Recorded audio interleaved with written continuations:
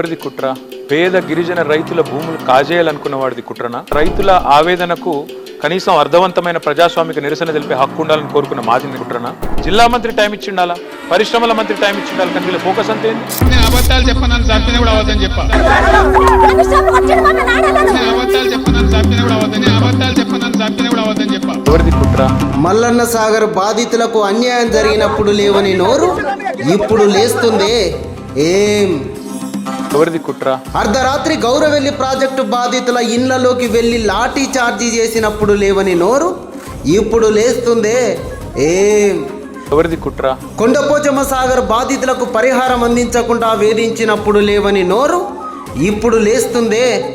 ఏం రాజకీయంగా నీకు లబ్ధి చేకూరుతుందనే ఉద్దేశంతోనే ఇప్పుడు ఫార్మా విలేజ్ భూసేకరణలో అరాచకాలకు తెగబడుతున్నావా?